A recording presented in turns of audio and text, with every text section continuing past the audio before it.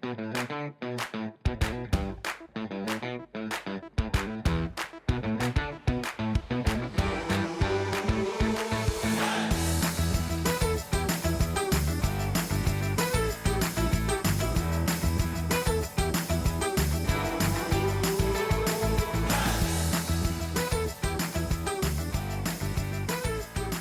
and welcome back to Square Talking, the Cheshire Freemasons podcast.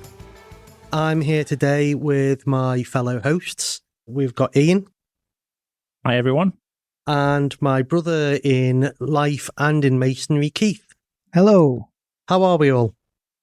Not too bad. It's been a challenging few days. I got stuck in Corfu the other day with French air traffic control. But yeah, that was 2.5 hours of my life stuck in Corfu. But yeah, other than that, it's not been too bad. Family's all good. And yeah, not too bad. Did you at least get the chance to enjoy the sun in Corfu? It was quite nice. It was 35 degrees, which was quite pleasant, but very frustrating because I just wanted to come home. But yeah, challenging days at work as usual. Summer is always ram-jam busy, especially with the kids as well, but okay, I'm all right. I wish I could get stuck in Corfu as part of my job. Yeah, but you'd just be stuck in an airport. Yeah, you don't get to see any of it. You can look at the nice things in the distance, but other than that, not too It's not bad. like you going sitting on the beach in your Speedos, is it? You're just like, sat in the airport waiting for the green light to fly back. If you're a plane spotter or something like that, it must be brilliant, yeah. But you do have plane spotters, don't you? Yeah, you do, yeah. Some people love it. I see them a lot of the time at what I would class as very early on a Saturday, 5, 6 o'clock at the end of the runway, waving. Yeah, so. But yeah, we'd love to hear from you. If you are a plane spotter, send us in some of your thoughts. Yeah, if you are a plane spotter and a Freemason, please do drop us a line. We'll get you on the show. We can talk about we could talk about Freemasonry and plane spotting. Yeah, why not? That'll be a rather niche episode. So, how have you been, Keith? I've been very well, thank you. Yeah, a few things going on in my personal life. Fortunately, my boiler packed in last week, so that's $3,000. I'm not going to see again getting that fixed. And at the same time, the clutch went on my car. Wow, who have you upset? Yeah, just waiting for the other shoe to drop. It always comes in threes, doesn't it? I've got a message from Dad about the boiler. He says go with Bosch. He went, they'd never go wrong. Yeah, we have gone with Bosch.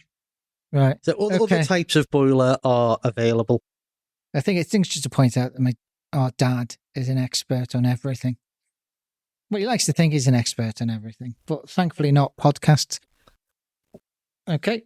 Yes. So last episode, we were talking about initiations, and we had 2 recently initiated chaps on the show to talk about their experience. It was all extremely positive. They appear to be enjoying their Freemasonry, which is excellent to hear. Today, we've got a episode which is all about embracing digital transformation.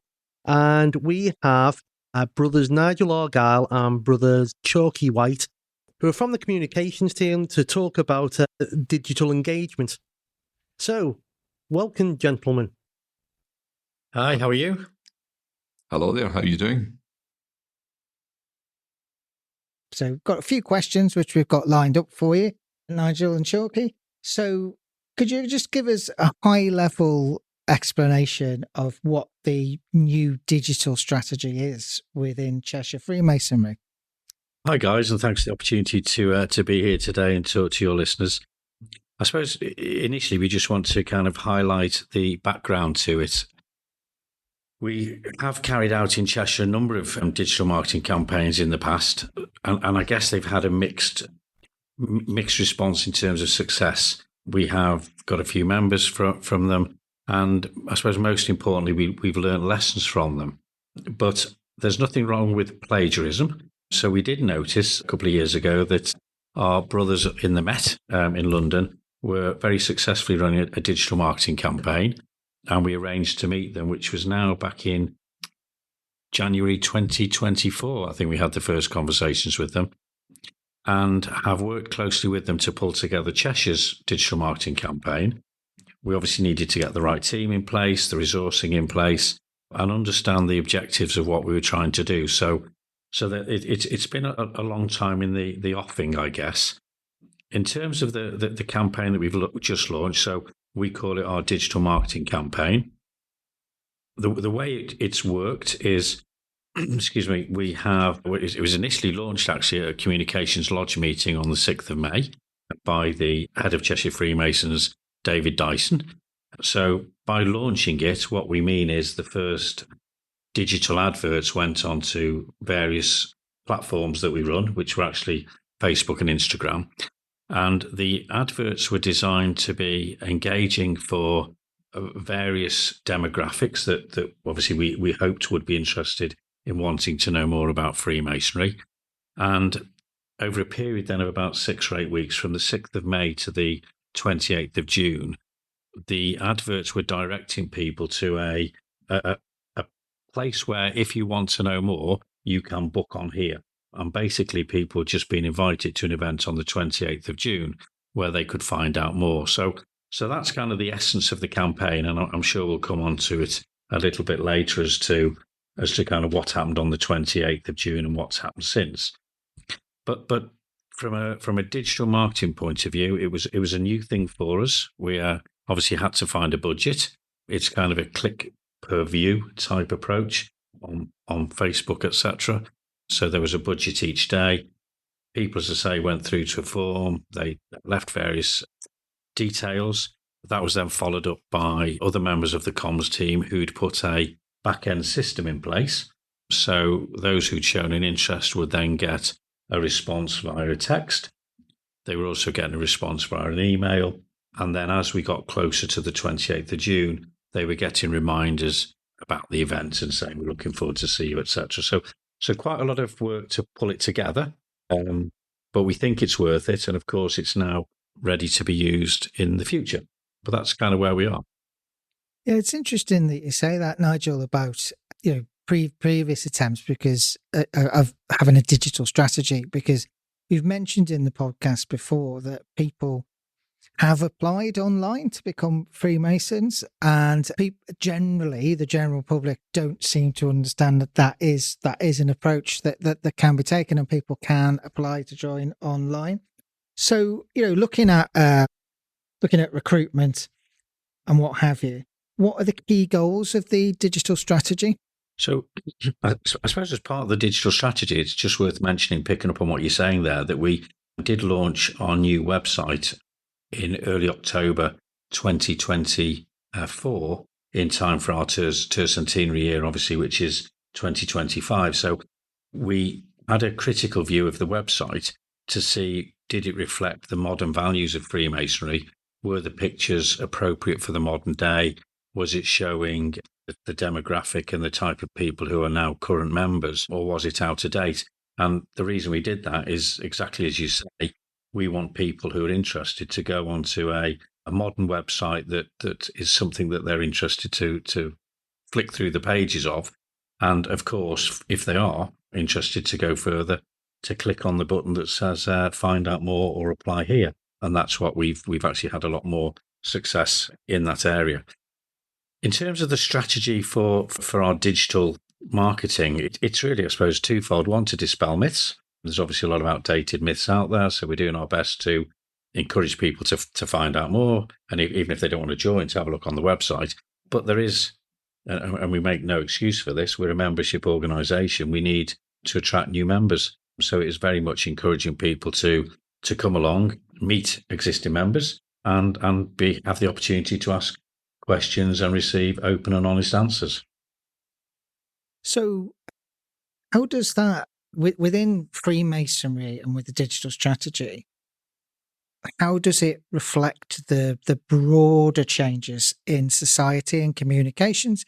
Because as we know, there's a lot more things are done online now. There's lots of different social media channels. So how does the Cheshire Freemasonry's digital strategy fit in with all of that? I've been in the comms role for 7 years now, and I would say the changes over that time have been quite dramatic. excuse me, I was the assistant comms officer before that, and it was very much about visiting local events with a camera, taking pictures and sending them to the papers. And I remember I think we were on Twitter, and we probably had a few hundred followers, and we perhaps put a tweet up once every 3 or 4 weeks. When I took over, I was lucky enough to have some younger brethren who were keen to support the comms team. And of course, they were very much pushing the digital side, the social media side.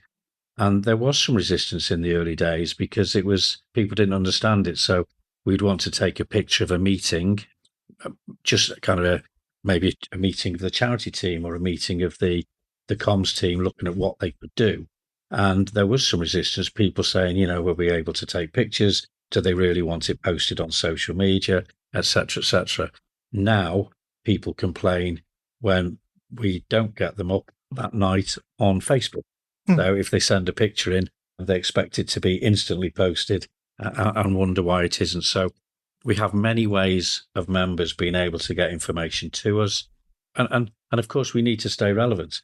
If our potential members are using these platforms and we're not on them, we're obviously missing a trick. So we think we're in a good place. We're very focused on it. We have a really hard-working team.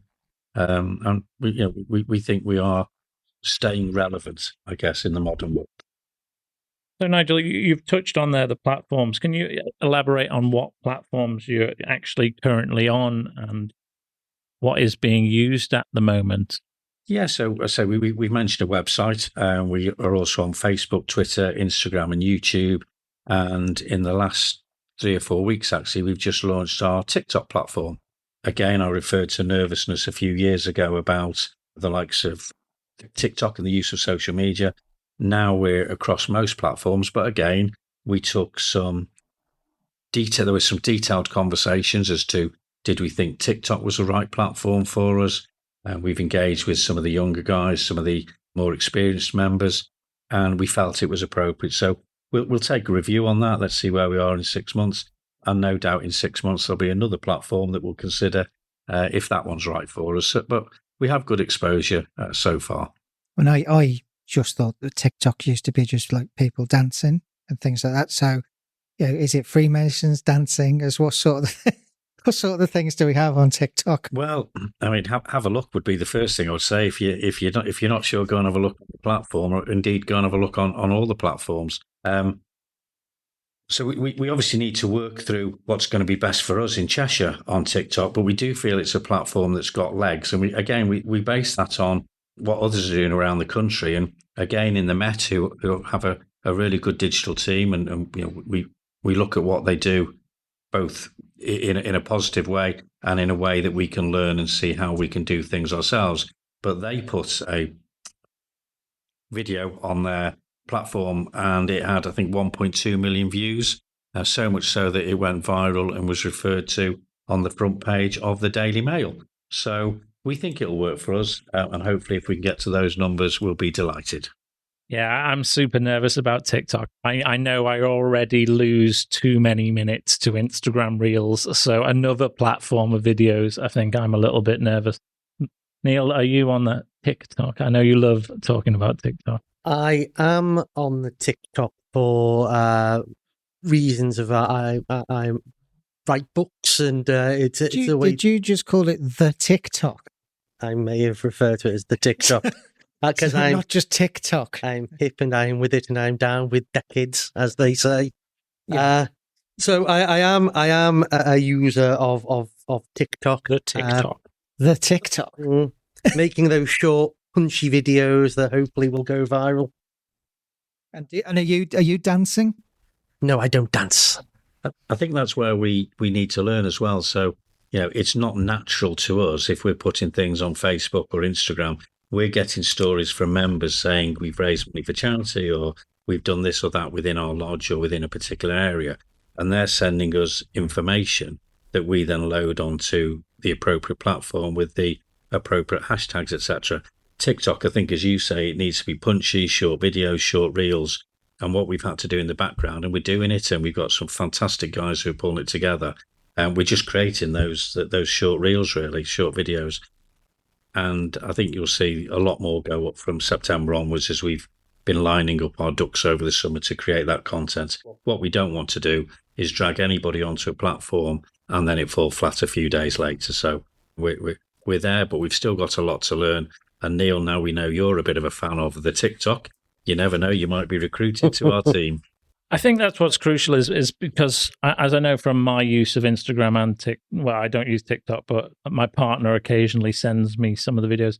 You've got to have that real engagement in the first few seconds of the viewer moving that reel, because it's so easy to swipe to the next video that comes along. So I think, as you said, that the content has to be really engaging in the first few seconds to really grab hold of that person to get their attention.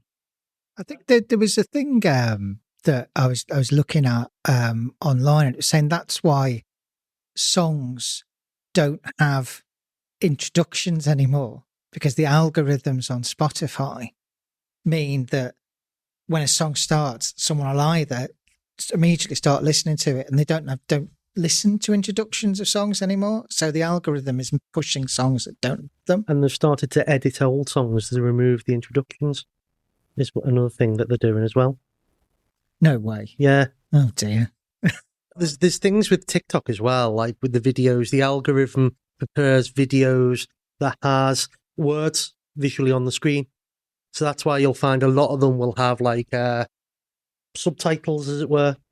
Like jaunty, colourful subtitles, because for some reason the algorithm prefers videos like that and will show people videos like that above and beyond ones that don't. Oh, so there we are. The TikTok expert speaks. I think one thing your listeners might be interested to know is that we do actually have a lead for each of the platforms. So we have within the comms team, we have a guy who manages the social media team. And within that, we have a specialist who looks at each of the platforms. So somebody may send a story, it won't automatically go across every platform. All the stuff that you've just been talking about, these guys are looking at. We've got WhatsApp groups, and they're forever chatting, saying, would this work for you? Should we tweak this? How are we going to use this one? And there's a lot of work goes behind the scene to make sure we are doing our best to promote a province in a modern way, really. So, Nigel, how do you feel that the Square Talking podcast is going to fit into your strategy going forward for Cheshire?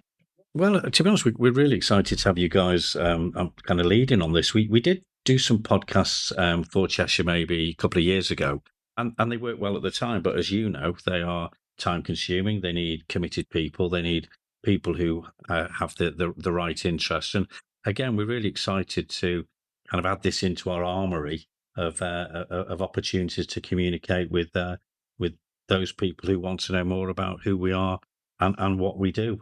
It's a different market. As you say, some people use different platforms. Some people love podcasts. So why wouldn't we want to embrace it? And I think we look forward to your feedback in a few months' time to say which episodes worked well, which what were the statistics and how many people listened in. And, if you're doing a good job, you'll get a pat on the back. And if not, well, I don't know, P45s may be en route, guys. I don't know. Maybe so. No pressure there. No pressure at all. Thanks, Nigel. Chalky, any standout campaigns or success stories that you'd like to share?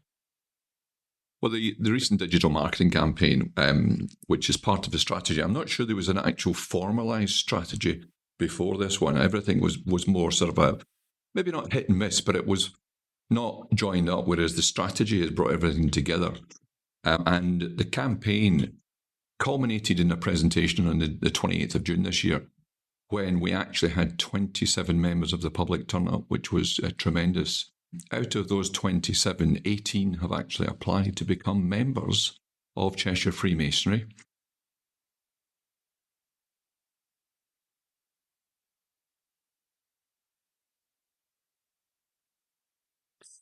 I think in terms of how they're responding to our social media presence is probably something we're noticing that bit more, in that the number now of likes and follows Excellent.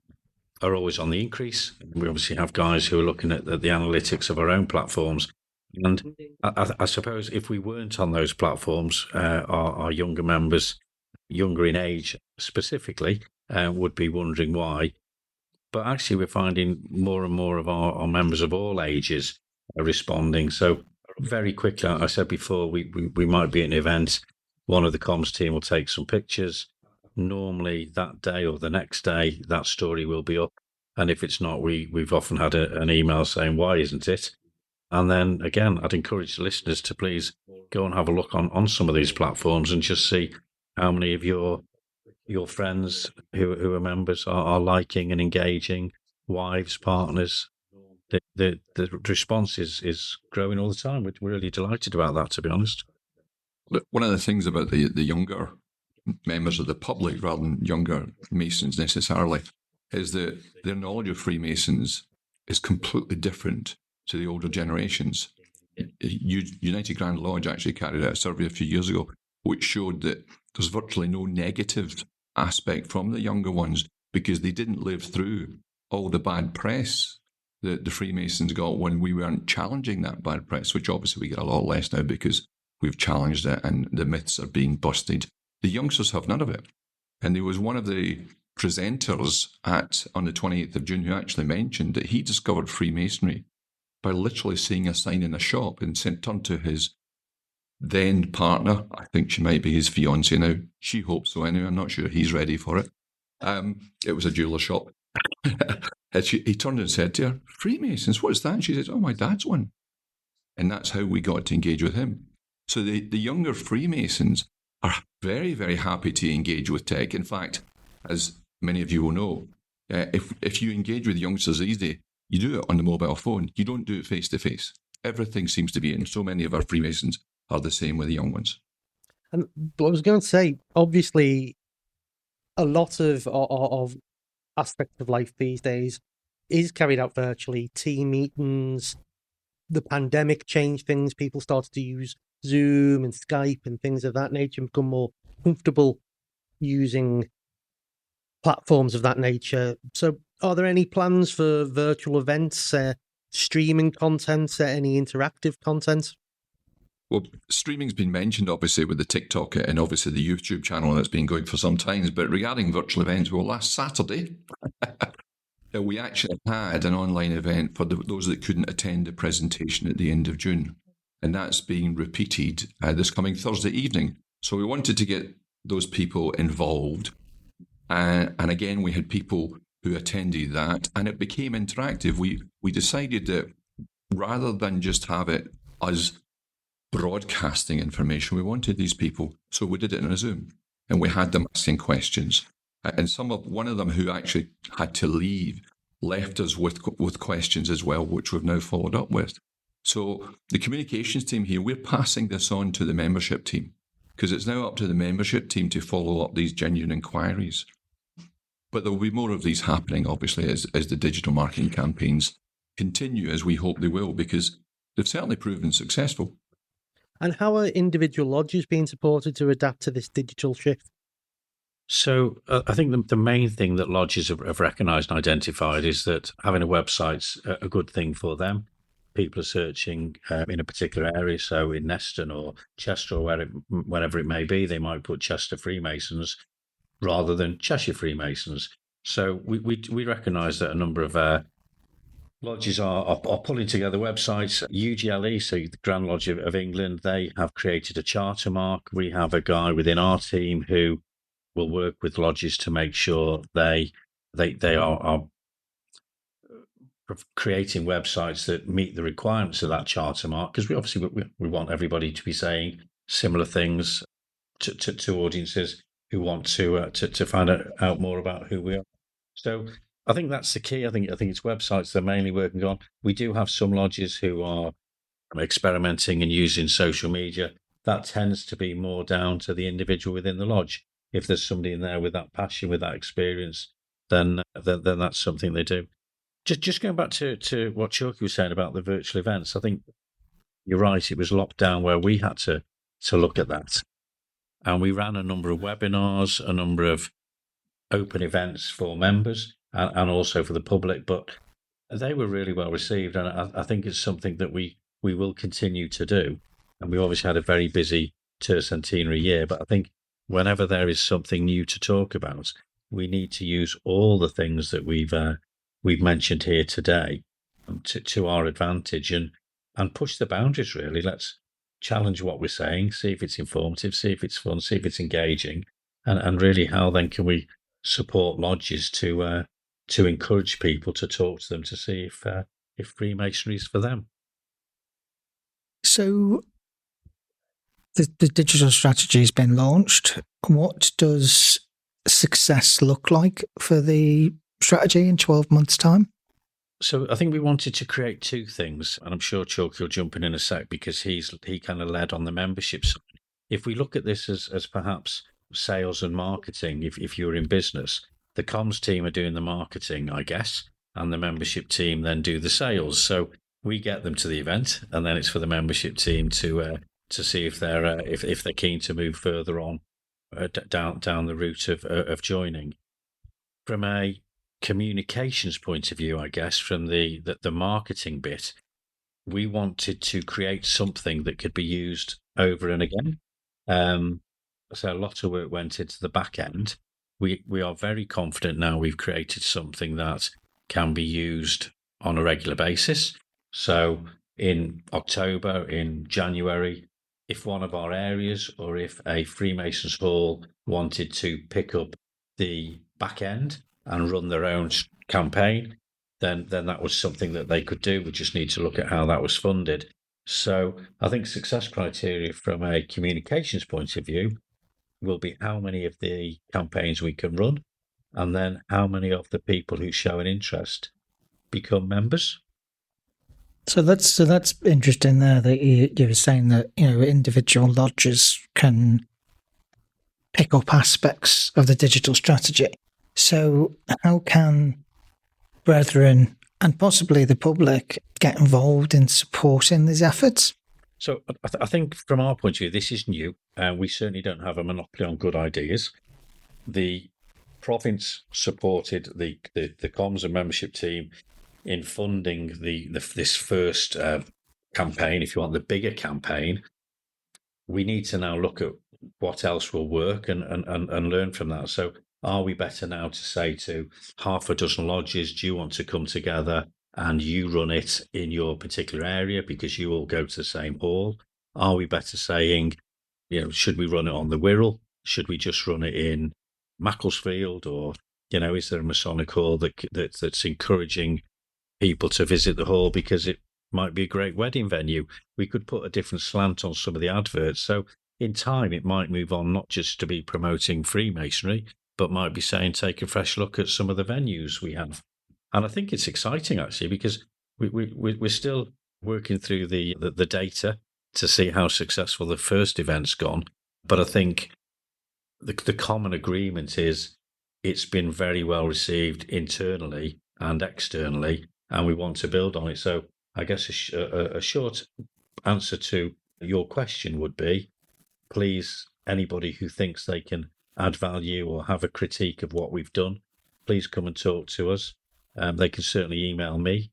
My email is pco@cheshiremasons.co.uk. We'd love to hear from you. Do you want to get involved? Can you help? Have you got any good ideas? We're always open to that kind of feedback. In addition to that, of course, the very basic level, liking, commenting, sharing any of the posts that we put up, any of the videos that we put up, putting all the sort of information that they find from there to their friends that they know are interested, because we've all got friends who we know would be brilliant Masons.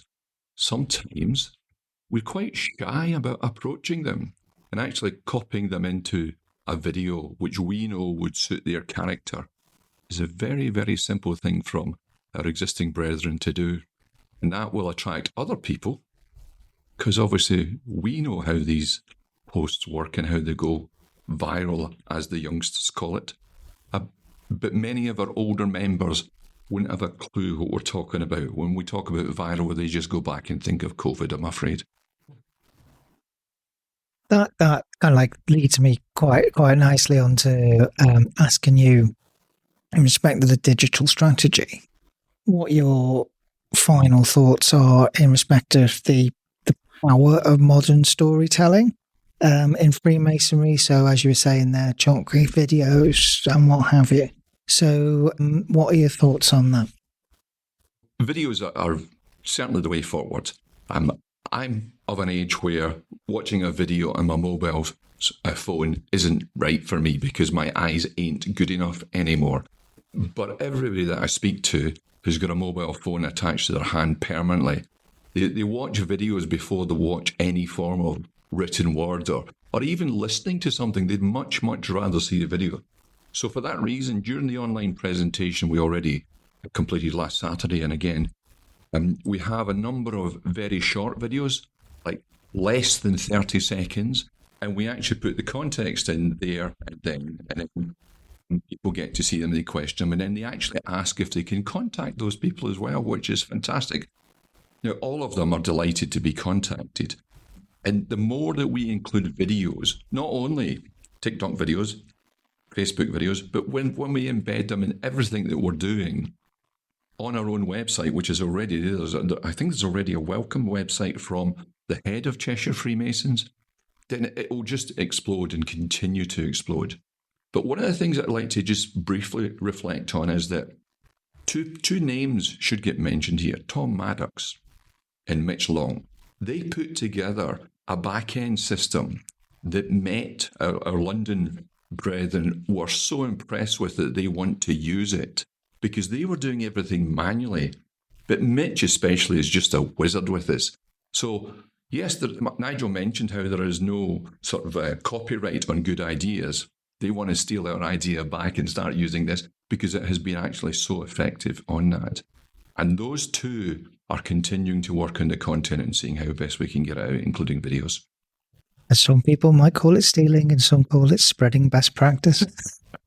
So, Nigel, what are your thoughts on that? I think there's nothing wrong with plagiarism. And we now say we were in the early days in awe of what they were doing in the Met. And it is nice now to know that they're liking some of what we're doing. And we've got a great relationship with Omed and some of the other guys down there. And we're very confident that together again we'll push some boundaries. I think all I would do is like to put a challenge out there, really, or a plea out there to our members and say, we need your videos. I'm not sure we've got a good enough prize to run a competition, but we are conscious. Lots of people out there are doing lots of good things. We've got 3,500 members. That means probably 3,500 phones. We're not looking for the best story that's ever been said, but if you're having a good time, if you're enjoying yourself, if you're doing something for charity, or if you're doing something to raise money or something a little bit different, take a video, send it in, we'll edit it, and you might just see it appear on one of the many platforms we talked about today. So there's a challenge out there to your listeners. Now, one thing we ask of everyone who comes on the show, we say that we have a Masonic time capsule. It's pretend, doesn't really exist, but let's pretend that we have got this Masonic time capsule. And it's going to be opened up in 100 years. Now, normally we would ask what item you would like to put in that Masonic time capsule. But this week, specifically for you guys, we're going to ask you something different. I'm going to ask you, what digital item or trend would you place in our Masonic time capsule? So how about a copy of the online presentation that we've been doing? We haven't recorded the last one, but we'll record the next one and we could put that one in. That would also include a trend because we could then actually report and updating towards the end of this year the results of these campaigns. And so it answers both parts of your question, both what I would like to do, include plus the trend that's there. So how about that? That's great. And what about you, Nigel? I'm going to put my money and confidence in the new TikTok team because we know the other platforms work well. We are very confident that the TikTok, that you've got me at it now, that TikTok will work equally as well. So I think when we look at the analytics in a year, TikTok is going to be a standout platform. So let's plonk it in the time capsule for others to see in a few years' time. And another question we ask everyone who comes on the show, we ask them to describe Freemasonry in 3 words. But I'm going to, specifically for you guys, I'm going to ask you to describe digital Freemasonry in 3 words. I would say that the digital Freemasonry is powerful. it's also necessary and enlightening. If you want me to expand on that, I can, but that to me summarizes digital Freemasonry. I think that sums up well enough. And for me, I think the 3 words for me would be the way forward. Oh, that's good. Yeah. And do you have your third word describing Freemasonry from? We're still waiting for this from episode 1. No, right. Okay, so moving on.